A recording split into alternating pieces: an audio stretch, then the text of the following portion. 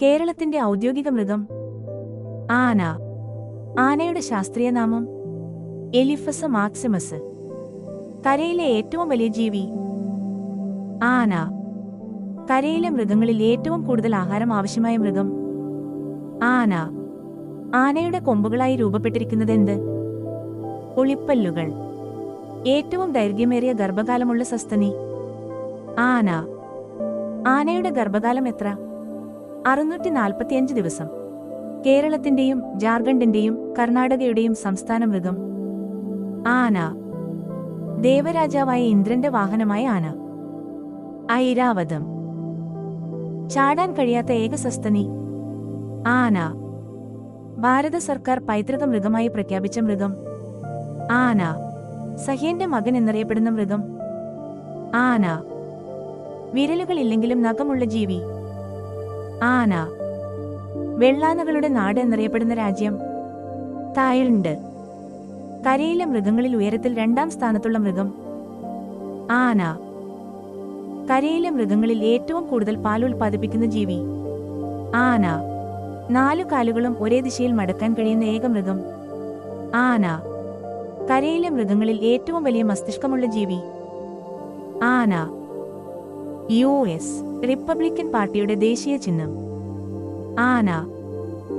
ബഹുജൻ സമാജ്വാദി പാർട്ടിയുടെ തിരഞ്ഞെടുപ്പ് ചിഹ്നം ആന. ആയ രാജാക്കന്മാരുടെ ചിഹ്നം ആന. ഏറ്റവും വലിയ ചെവിയുള്ള നീളമേറിയ മൂക്കുമുള്ള മൃഗം ആന.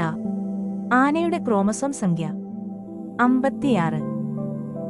കേരളത്തിലെ പ്രസിദ്ധമായ ആന പരിശീലന കേന്ദ്രം കോടനാട് ഏത് ജില്ലയിലാണ്? എറണാകുളം.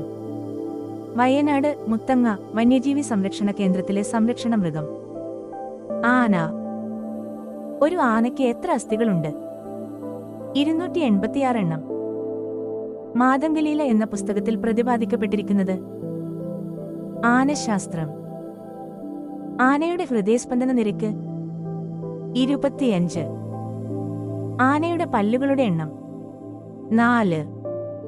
ആനയെ ദേശീയ പൈതൃക മൃഗമായി പ്രഖ്യാപിച്ച വർഷം 2010. കേരളത്തിലെ ആനപിടുത്ത കേന്ദ്രം കോടനാട്. കേരളത്തിലെ ആന പരിശീലന കേന്ദ്രം കോടനാട്. ആനകളുടെ പാരമ്പര്യ ചികിത്സാരീതി അറിയപ്പെടുന്നത് ഹസ്തായുർവേദം.